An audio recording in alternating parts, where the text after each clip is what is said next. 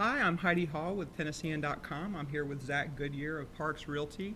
Parks represents some of the most expensive and she real estate in the city in downtown Nashville. And so, since I'm working on a story about the prices people pay for condos and rents downtown, I wanted to get Zach in here and talk to him a little bit about that since he is an expert.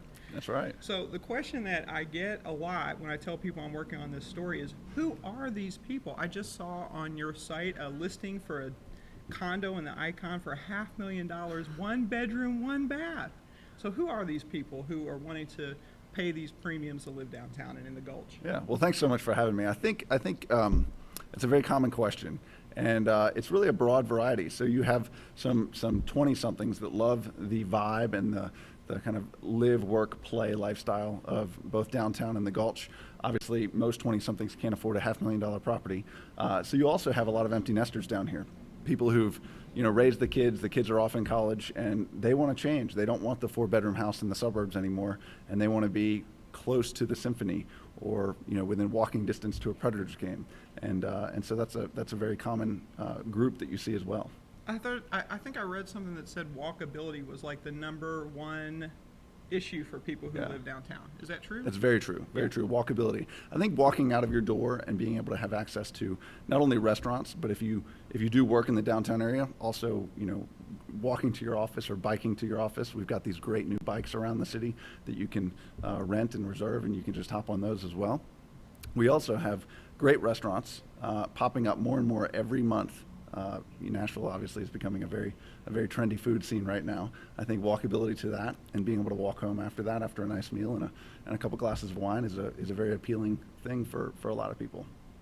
So 12th and Laurel is going up. That's a working title. It may not end up being called that, but it's being called 12th and Laurel because of where it's located. Right. And the developer of that said the rents are going to range from about $1,400 to $4,000.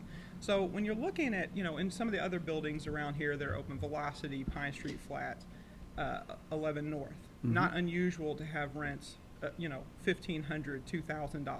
Correct. Okay, so how do you decide whether to pay those kind of rents or just go ahead and try to find a condo to buy to get into and own something? I think that's a common question we get also. And I think what we usually tell from a financial perspective, strictly financially speaking, usually if you want to be in a place for less than 2 years, it's usually wiser to rent than to buy. Your costs of obtaining a mortgage and your cost of selling are usually going to outweigh any equity that you put in the place in that 2-year time span. That being said, some people want to rent for longer than that because it's a lifestyle. It gives you flexibility. You could pack up and leave at any given time, and you don't have to worry about selling your place. You don't have a mortgage over your head. There's no responsibility other than just writing a check every month. And so you pay a premium for that luxury. Obviously, there's the other side of the coin of buying, which a lot of people believe in. You can build equity. If you're going to be in a place longer than 2 years, I think it's financially a great idea to buy. We're finally seeing prices starting to increase again, which is great. I think that trend will continue.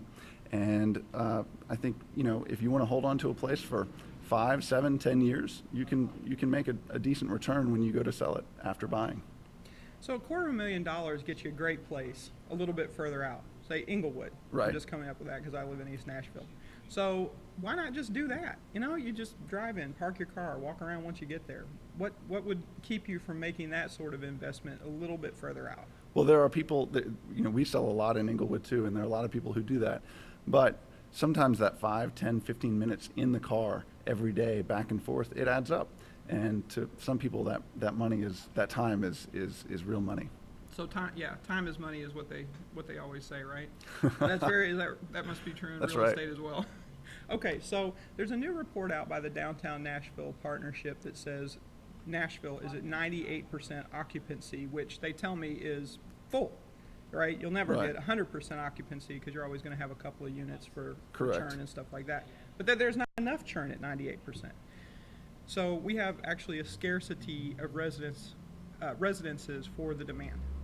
St. Louis has a 90% occupancy rate. So what do you think accounts for our scarcity, and do you think it's always going to be like that?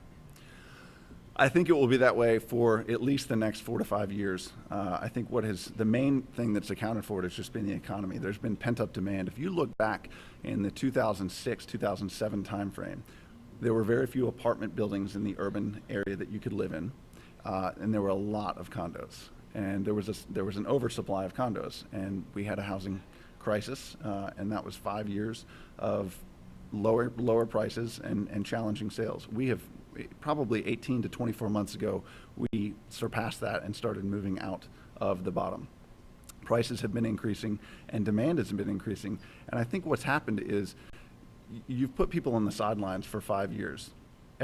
We're humans, right? We all want to do what our friends and neighbors are doing, and everybody put on the brakes. So nobody wanted to buy, nobody wanted to make any changes because we were scared of what was going to be coming tomorrow. And I think after 5 years of doing that, it creates some antsiness, for lack of a better word. And so I think people are feeling comfortable about the economy now, and they want to move forward and do something that they've been thinking about doing, but maybe have been scared to do over the last 5 years. And so it's a cycle, right? We're humans. We all want to do what everyone else is doing. So it's a couple people start doing it, and then more and more people start doing it, and then it feels comfortable and normal. And now there's not enough product. So you see cranes around town, and people are building more apartment buildings. There are very few condos going up right now. No high-rise condos are under construction at the moment. Traditionally, for a developer, that's been difficult to get financing for. But I think that will probably change in the next couple of years once developers start to see the huge demand and the lack of supply. I think that will change. So both of our offices are downtown. What do you say after this we just knock off early and do the Gulch? I think that sounds like a great idea. All right. Well, we're going to go do that. Thank you for watching us here on Tennessean.com with Zach Goodyear. I'm Heidi Hall. Thanks, Heidi. Thank you.